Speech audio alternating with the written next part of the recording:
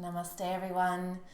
Welcome. My name is Megan Campbell, and it is bright and early in the morning, around 5:30, and I just finished my daily morning ritual, and I got a really awesome, inspired hit that I wanted to send you right away. So here I am, fresh out of bed, still in my jammies, and hopefully this will come across to you the way that I'm hoping.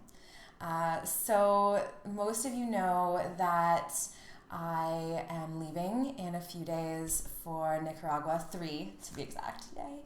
And I'm so excited for this training. I really can't describe it, the Advanced Vinyasa Flow training. It's 10 days in Nicaragua at one of the most beautiful resorts there, and just total luxury while we take in the earth and sun and sand and ocean, and I share some really amazing teachings that I've never taught anyone before, and really how I can cultivate and create the classes that I do publicly and through my public offerings and through my master classes or sacred sadhanas.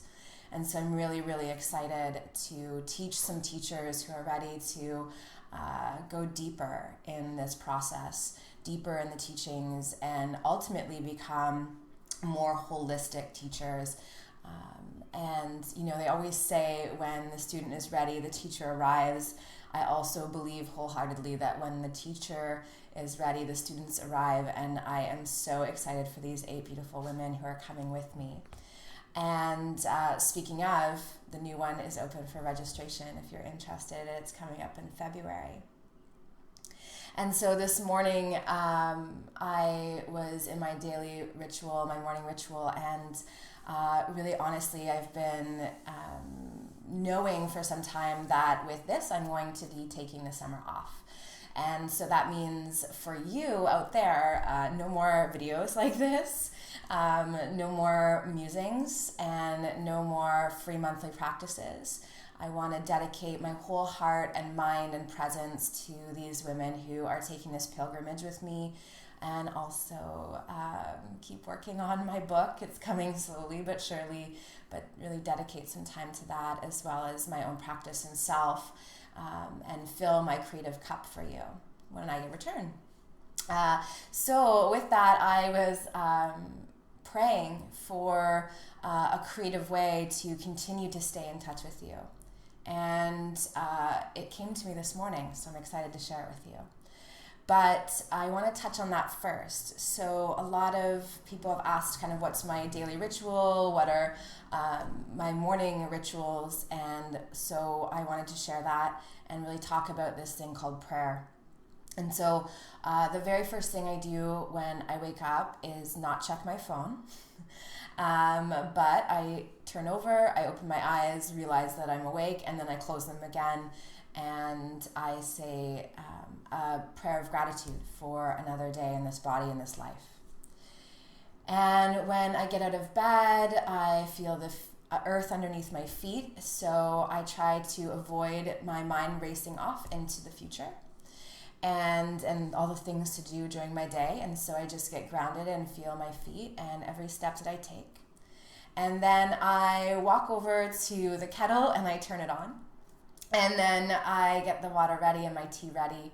I've now been off coffee for a week. Yay! I'm going to share that with you too, how I'm doing that. And easily. And then I go to the bathroom and I do my daily tongue scraping, flossing. I brush my teeth and I put some sesame oil on my gums. That'll be a whole other little tutorial we'll talk about someday, that the women are actually going to learn Dinacharya practices when we're in Nicaragua together. And then, so I make my tea, and while it steeps, I sit, and I literally do that practice, and then I come right here, you can see my altar, and I light some incense, some candles, and I sit down, and I pray. And for me, prayer is very different than meditation, in that I feel as though in prayer I am speaking to, and in meditation I am listening to. And so I wanted to talk about this thing called prayer very specifically because I posted my cover page on my personal Facebook page, and it talks about prayer. And I had a few comments, I'm an atheist, or I don't believe that, or, whatever it is. Some people like, yes, I totally agree. And so I just really wanted to say today, here's the thing. You don't have to believe in anything. We've labeled this thing called prayer to be religious, in my opinion, and that it has to be done to God, in my opinion. And personally, when I first started yoga, the word God scared the shit out of me, and I ran, and I was like, why am I reading the Yoga Sutras when there's a God word? I'm in yoga because I don't believe in God. And I can say really confidently that in the last 10 years, that has completely changed for me.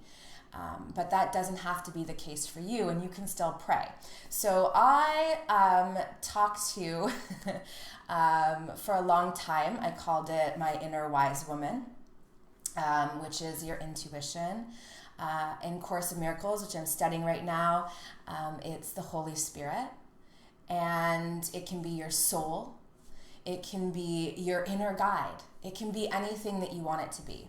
And so I talk to her, and I have a conversation with her, and I ask her for guidance. I ask her to tell me what to do, where to go, what to say and to whom, and what miracles she would have me perform today. I do that every morning. I ask her to help me smother all my fears with love.